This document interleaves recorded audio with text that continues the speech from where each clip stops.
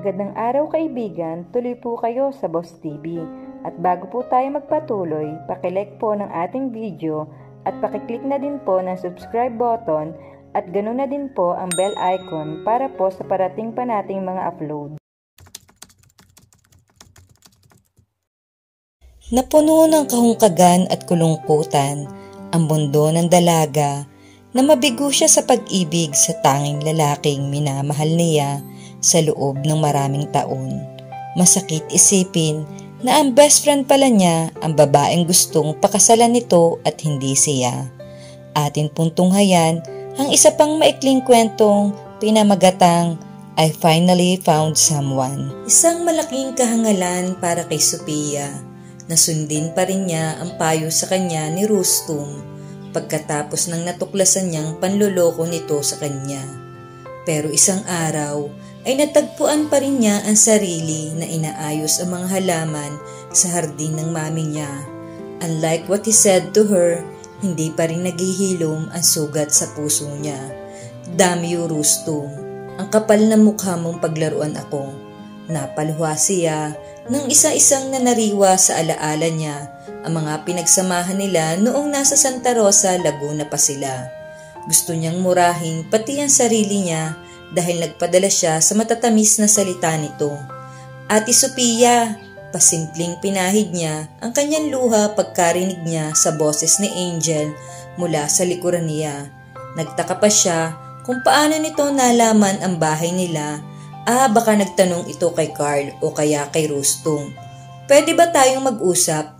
Bumuntong hininga siya, saka tumango. Tara sa loob ng bahay, ngumiti ito at saka sumunod sa kanya. Pagdating sa sala ay umupo sila sa magkatapat na sopa. Kapatid ko siya, Ate Sophia. Walang pasakaling saba nito sa kanya. What? Nagtataka ang tanong niya. Kapatid ko yung dumating na babae sa jewelry shop. Sa sinabi nito ay napatayo siya. Kung pinapunta ka ni Rustum dito para ipaliwanag sa akin ang mga kalokohan niya, ang mabuti pa'y umalis ka na lang, Angel. Ayokong madamay ka sa galit ko sa lalaking iyon. You're wrong, hindi niya ako pinapunta rito. Gusto ko lang malaman mo na ikaw ang mahal ni Kuya Rustum at hindi ang kapatid ko. Hindi kita maintindihan, umiling-iling na sabi niya. Bumuntong hininga ito. Actually, pakana ni tita ang lahat. You see, may pagka-weirdo rin si tita. She is so desperate to find a wife to her son. Kaya ang kapatid ko ang ginulo niya para sa arranged marriage na inihanda ni tita. Napaupo uli siya at tumawa ng pagak. Kung ako talaga ang mahal ni Rustum, sana'y nasabi niya sa akin ang lahat. Sana'y gumawa siya ng paraan para maayos ang lahat. Pero mukhang hanggang salita lang siya. Hindi ganun kadali ang sinasabi mo, ate. May sakit sa puso si tita.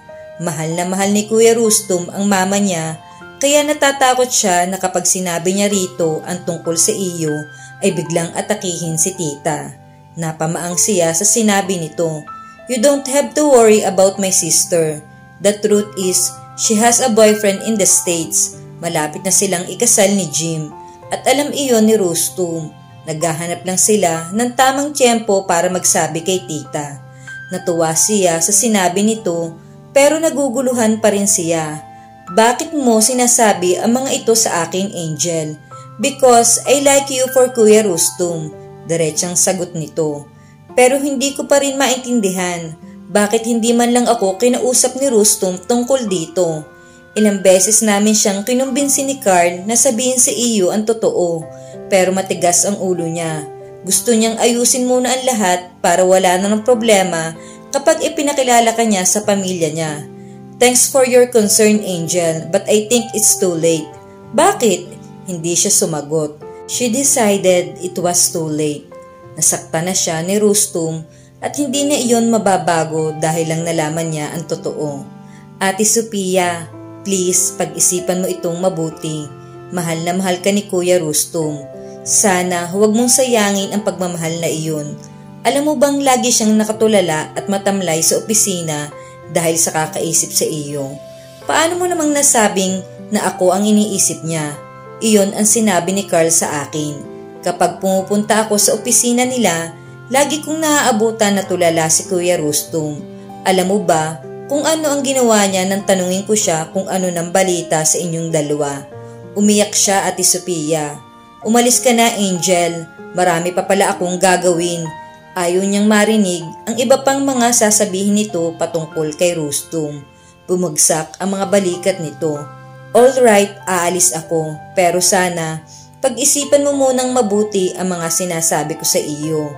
Uulitin ko, Ate Sophia. Mahal ka ni Kuya Rustum. Don't make it hard for both of you. Sabi na nating nagkamali nga siya. Pero hindi iyon dahilan para layuan mo siya o iwasan. Lalo na ang kalimutan na mahal ninyo ang isa't isa. Hindi siya nagsalita. Nagpaalam na ito. Nang wala na ito ay sa kanya pinakawalan ang mga luhang pinipigil niya. Rustum. Nakapokus si Sophia sa monthly meeting nila.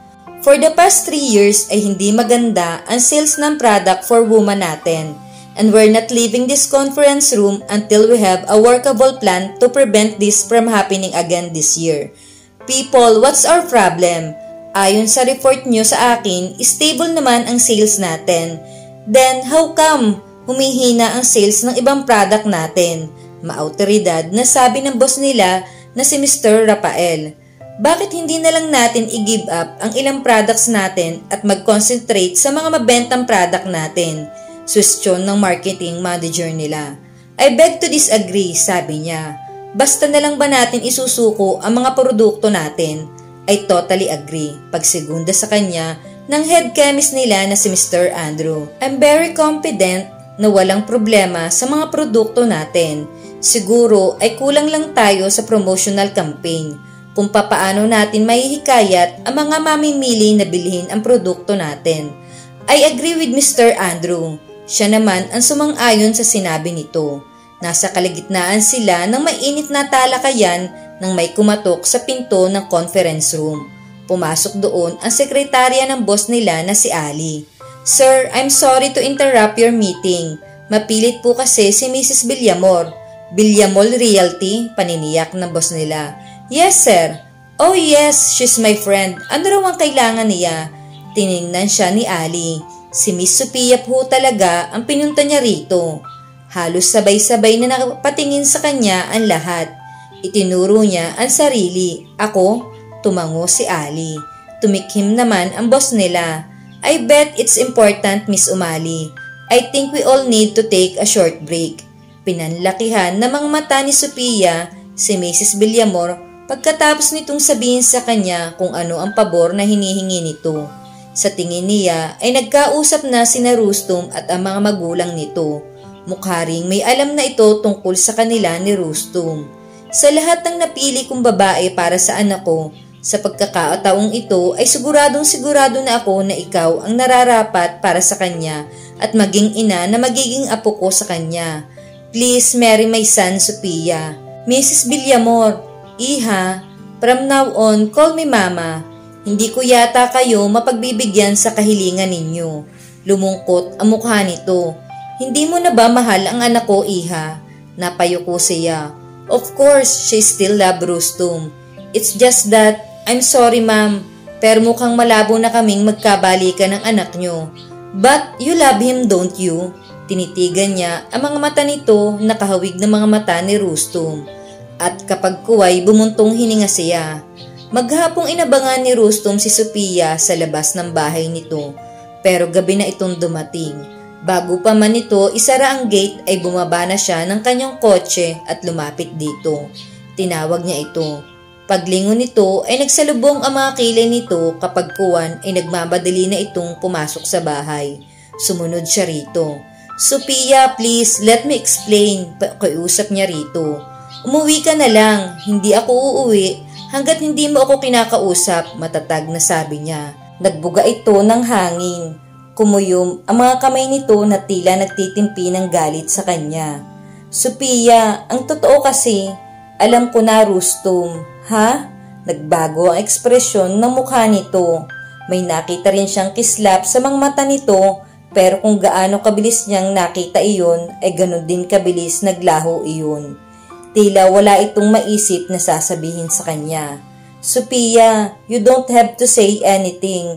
Just say you love me too, humakbang siya palapit dito. He felt relieved when she didn't move away. Look at me, hinawakan niya ang baba nito at itinaas ng bahagya ang mukha nito. Sa kanya hinuli ang tingin nito. He wanted to kiss her and tell her how much he loved her. First thing first, Rustum, paalala niya sa sarili. Pero nang magsalubong ang mga mata nila at nabasa niya ang pangungulila rin sa kanya, ay hindi niya napigilan ang sarili. Hinalikan niya ito sa pisngi. Nabuhayan siya ng loob. Ipinadama niya sa halik niya kung gaano siya nangulila rito, kung gaano niya kamahal ito. Pagkatapos ay niyakap niya ito ng mahigpit. Napangiti siya nang tumugon ito sa yakap niya. Mahal na mahal kita, Sophia. Masuyong sabi niya at hinalikan uli niya ito. Pero bigla siyang itinulak ng mahina nito. The sweet moment suddenly ended. Nagtatakang tiningnan niya ito. This is wrong. What's so wrong, Sophia? Hindi mo na ba ako mahal? Nagsalubong ang mga kilay nito. Anino may gustong sabihin pero nahihirapan ito. Huwag na nating pahirapan ang mga sarili natin. Mahal kita at mahal mo rin ako. Wala na tayong problema. Pero kung talagang para sa iyo ay napakalaki na naging kasalanan ko, sana ay bigyan mo ako ng pagkakataong makabawi. Ayoko na, Rustum. I think we need to sort things out. Huwag tayong magpadalos-dalos sa pagdidesisyon. Damn it, Sophia. Hindi na tayo mga bata. Hindi niya na napigilan ang kanyang emosyon. Desperado na kasi siya na magkaayos sila nito. Hindi kita maintindihan. Alam mo ba iyon? I'm here begging you para maitama ko ang pagkakamali ko. Don't make it hard for both of us, please. Sabihin mo kung ano ang gusto mong gawin ko para lang mapatawad mo ako. Para lang maging okay na uli tayo. Tell me and I'll do it. Lumunok ito at nag-iwas ng tingin. Just go home at huwag ka na uling babalik dito. Don't ever come back, Rustum. Pakiramdam niya ay tripling sakit ang idinulot sa kanya nang sinabi nitong iyon. Kumpara sa sakit na naramdaman niya nang matuklasan niya ang panloloko sa kanya, ngumiti siya ng mapakla. Iyan ba ang gusto mo? Hindi sumagot si Sophia. Bakit hindi ka makasagot? Nanginginig ang mga boses na tanong niya. Oo, parang may patalim na sumaksak sa puso niya. Nanikip ang dibdib niya at parang hindi na siya makahinga. Naramdaman niya ang mainit na likidong nangingilid sa kanyang mga mata. Sigurado ka? Nangihinang tanong uli niya. Tumango ito. Umalis ka na. Huminga siya ng malalim at sandaling tumingala para pigilan ang pagtulo ng mga luha niya. Kapag kuwan ay tumangu-tango siya. Kung iyan ang desisyon mo, sige, paalam. Tumalikod siya at doon sunod-sunod na pumatak ang kanyang mga luha. Binilisan na niya ang hakbang niya para makalabas siya at makasagap siya ng hangin. Sa isip niya ay hindi pa rin siya susuko. Gagawin pa rin niya ang lahat para bumalik sa piling niya si Sophia. Kung kinakailangang araw-araw niyang puntahan ito para humingi ng tawad ay gagawin niya. Kahit iwasan siya nito ay magpapapansin siya rito.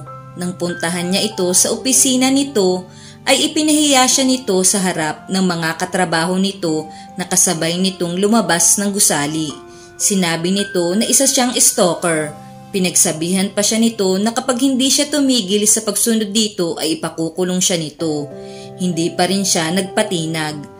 Pero nang magkaroon ng problema sa kumpanya at maging abala siya sa trabaho, labag man sa kalooban niya ay hindi niya na nabisita si Sophia. Nakaupo si Sophia sa bakanting silya na malapit kay Aloha at sa mga dalaga na nag-aabang sa paghagis nito ng bouquet. Nang ihagis na ni Aloha ang bouquet ay nagulat siya at hindi siya makapaniwala na sa kandungan niya bumagsak iyon. Hindi niya alam kung sinadya nitong sa direksyon niya ibagsak iyon o talagang napalakas ang paghagis nito sa bouquet. Friend, ikaw na ang susunod na ikakasal. Tuwang-tuwa nasabi sa kanya ni Aloha. Nagpalakpakan ang mga taong nakarinig sa sinabi nito. Hay, ako sana ang nakasalo ng bouquet kung nakinig lang ako sa irog ko na diyan ako pumwesto kasi diyan babagsak ang bouquet. Nakangusong sabi sa kanya ni Angel. Natawa siya. Hindi ka dapat malungkot dahil marami kang ganito sa shop mo. And besides, susunod na rin kayong ikasal ni Carl next month, diba? Tama, biglang sumiglang sabi nito. Kumusta ka na pala, Ate Sophia? I'm okay, sagot niya. Mukhang hindi. Angel, what? Nagsasabi lang ako ng totoo. Namimiss mo si Kuya Rustum, no? Aminin mo man o hindi, sa amin at lalo na sa sarili mo halata naman eh. Huwag kang makulit.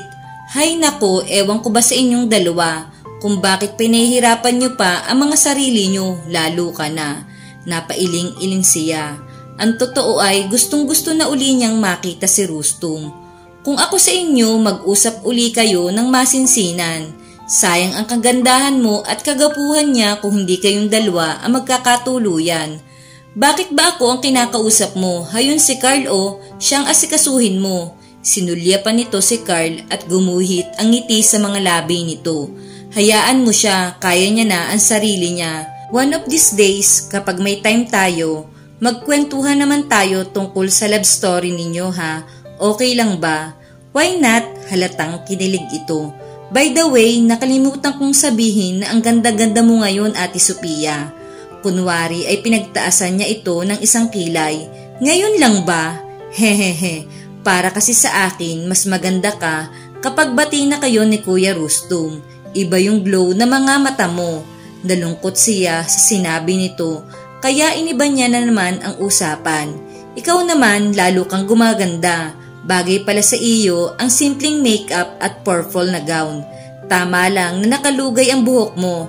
Thank you. Pero pwede mo naman akong tanungin ng diretsa kung bakit hindi naka-attend si Kuya Rustum. Ha? Wala naman akong sinasabing. Baka maabutan mo pa siya kung aalis ka na ngayon. After their meeting, aalis na siya. Lilipad na yata siya papuntang States. What? Biglang naalarmang sabi niya. Ang balita ko kasi, doon gustong manirahan ng bride-to-be niya na napili ni tita para sa kanya. Tiningnan niya ito ng mataman para alamin kung nagsasabi ba ito ng totoo. Hey, don't give me that look. Tinanggihan mo ang alok ni tita at inawayawan mo si Kuya Rustum. Kaya hindi ka dapat magtaka kung nakahanap sila ng ipapalit sa iyo. Sa sobrang broken-hearted ni Kuya, kahit total stranger sa kanya, ang babaeng iyon ay pakakasalan niya. He's stupid. Kaya nga, puntahan mo na siya bago pa mahuli ang lahat.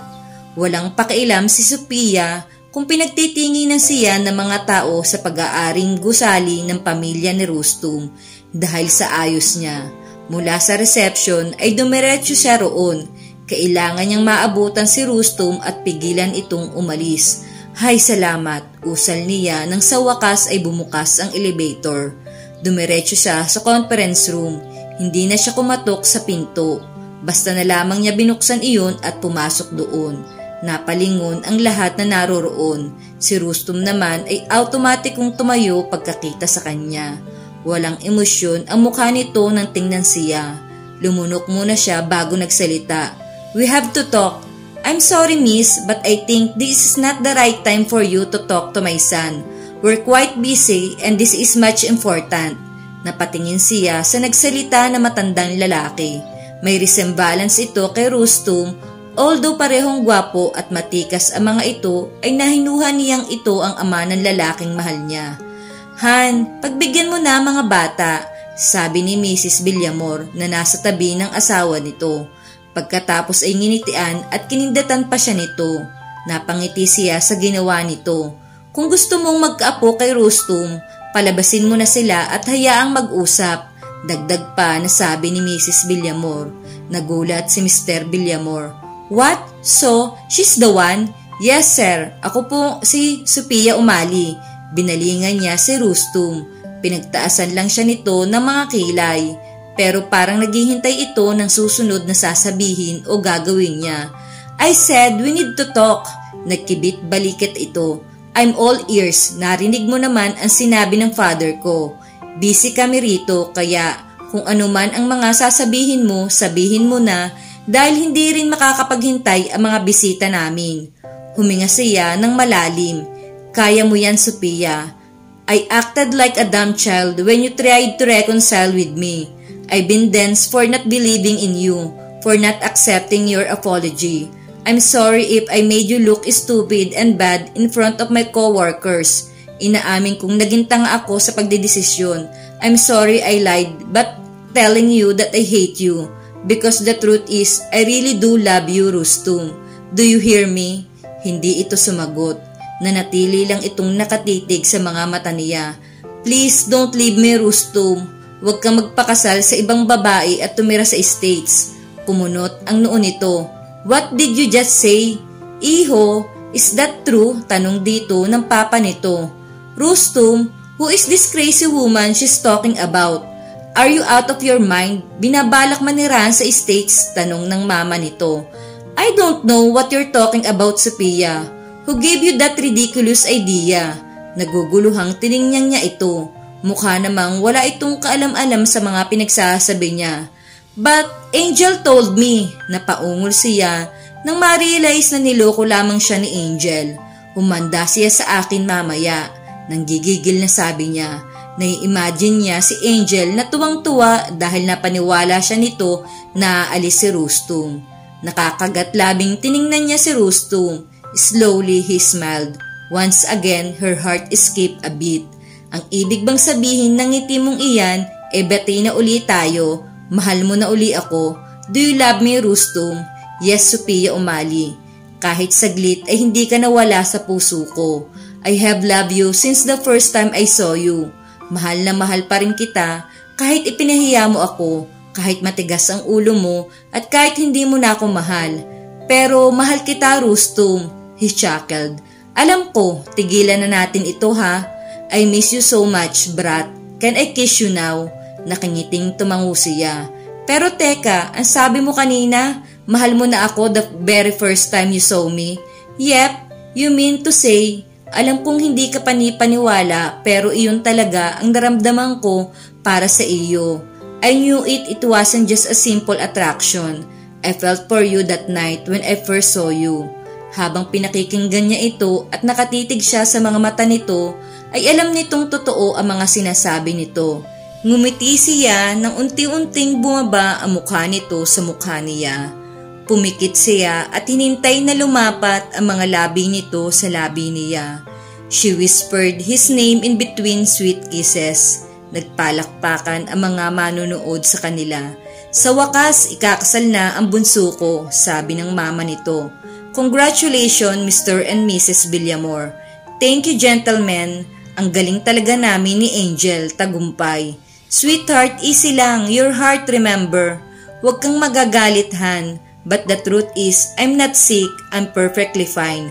What? Gumawa lang ako ng alibay para mapilitan na iyang anak mong magpakasal at nang magkaapo na tayo sa kanya. Umiling-iling si Mr. Villamor. Kaya pala, kahit anong pilit kong samahan ka kapag sinasabi mong magpapacheck up ka sa doktor, ay ayaw mo kong isama. You haven't changed, darling. Tumawa ang ginang. You know me, dear. What I want, I always get. Gaya ng ginawa mong pamimikot sa akin noon, pabirong sabi ni Mr. Villamor. Pero aminin mong gusto mo rin ang ginawa ko.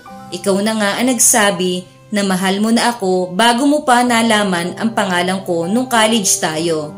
That's certainly true and I won't deny it, darling. Nagkatinginan sila ni Rustum at Sophia, kapwa ngumiti sa isa't isa. I love you, Sophia. I love you more, Rustum Villamor.